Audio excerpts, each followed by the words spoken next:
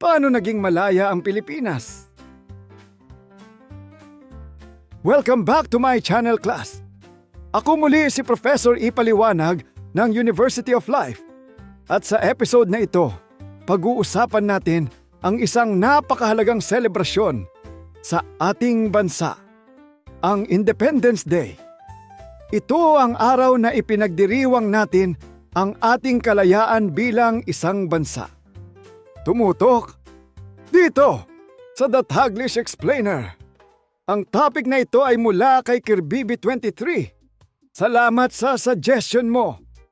Alam ninyo, kapag naririnig ng ilan ang salitang independence, ang naiisip nila ay yung unang sweldo na hindi na hiningi ng magulang. O kaya yung unang pagkakataong nakabili sila ng sariling cellphone.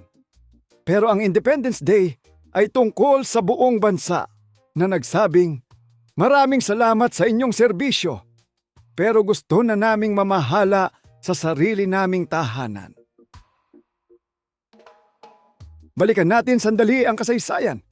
Mahigit 300 taon tayong nasakop ng mga Kastila. Aba, 3 siglo iyon. Kung tao iyon, nakaabot na sa senior citizen discount ng maraming beses. Sa loob ng mahabang panahong iyon, maraming Pilipino ang naghangad ng kalayaan. Hindi dahil ayaw nilang magbayad ng buwis, kundi dahil gusto nilang magkaroon ng sariling boses at sariling kinabukasan. Dumating ang panahon na nagsimulang kumilos ang ating mga bayani. May mga sumulat ng aklat, may mga nagturo ng pagmamahal sa bayan, at may mga lumaban para sa kalayaan. Isipin ninyo, noong panahong iyon wala pang social media. Walang Facebook post na feeling revolutionary today. Kapag gusto mong magpalaganap ng ideya, kailangan mong magsulat, maglakbay, at minsan ay ipagsapalaran pa ang iyong buhay. Noong June 12, 1898, isang makasaysayang pangyayari ang naganap sa bayan ng Kawit, Cavite. Dito idineklara ni Emilio Aguinaldo ang kalayaan ng Pilipinas mula sa Espanya. Isipin ninyo ang excitement ng mga tao noon. Para yung buong barangay na nanalo sa raffle. Pero imbes na rice cooker ang premyo, kalayaan ng buong bansa ang napanalunan. Sa araw ding iyon, unang iwinagayway ang watawat ng Pilipinas. Ang ating pambansang watawat ay hindi lamang makulay na tela. Para itong family picture ng bansa. Bawat kulay at simbolo ay may kahulugan. Ang asul ay para sa kapayapaan. Ang pula ay para sa katapangan. At ang puting tatsulok ay para sa pagkakapantay-pantay. Ang araw naman ay sumisimbolo sa bagong simula. Parang alarm clock ng bansa na nagsasabing, "Gising na! Simula na ng bagong kabanata!" Mabuhay ang kalayaan! Mabuhay! Ngunit gaya ng maraming kwento sa kasaysayan, hindi natapos ang lahat sa isang deklarasyon. Para itong group project sa school. Akala mo tapos na dahil naipasa mo na ang outline. Pero marami pa palang kailangang gawin. Dumaan pa ang Pilipinas sa iba pang pagsubok at pananakop bago tuluyang makamit ang ganap na kasarinlan. Kaya minsan may nagtatanong, "Professor, bakit ba mahalaga pa ring ipagdiwang ang Independence Day?" Magandang tanong. Mahalaga ito dahil ipinapaalala nito kung gaano kahirap makamit ang kalayaan. Ang mga bagay na madaling makuha ay kadalasang madaling makalimutan.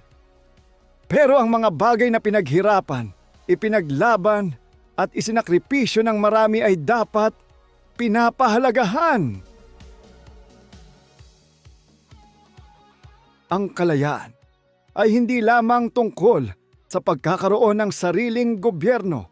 Kasama rin dito ang responsibilidad para itong pagkuha ng driver's license. Hindi sapat na marunong kang magmaneho. Kailangan mo ring sumunod sa batas trapiko. Ganito rin ang kalayaan ng isang bansa. Hindi sapat na malaya tayo. Kailangan din nating gamitin ng tama ang ating kalayaan. Sa panahon ngayon, maaaring hindi na tayo lumalaban gamit ang espada o kanyon. Ngunit may mga paraan pa rin upang ipakita ang pagmamahal sa bayan.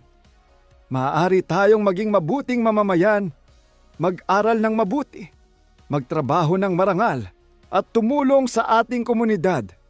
Kahit simpleng pagtatapon ng basura sa tamang lalagyan ay isa ng maliit na ambag sa bayan.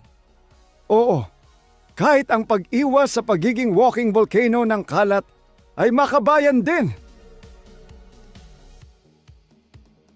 Nakakatuwang isipin na ang mga bayani noon ay may malalaking pangarap para sa Pilipinas.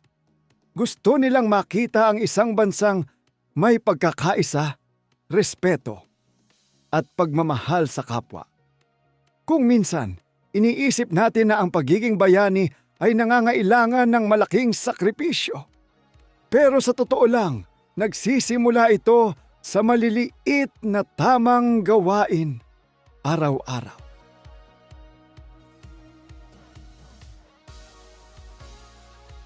Tandaan natin na ang Independence Day ay hindi lamang isang petsa sa kalendaryo. Ito ay paalala ng tapang, sakripisyo at pagmamahal sa bayan ng mga Pilipinong nauna sa atin. Ang June 12 ay simbolo ng ating hangarin na maging malaya, responsable at nagkakaisang bansa. Kaya sa tuwing makikita ninyo ang watawat ng Pilipinas na iwinawagayway sa hangin, alalahanin ninyo na ito ay hindi lamang tila. Isa itong paalala na ang kalayaan ay mahalagang regalo na dapat nating pahalagahan, protektahan, at ipasa sa susunod na henerasyon.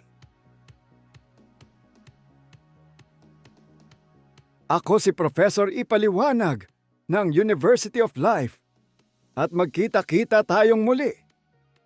Maraming salamat at mabuhay ang Pilipinas!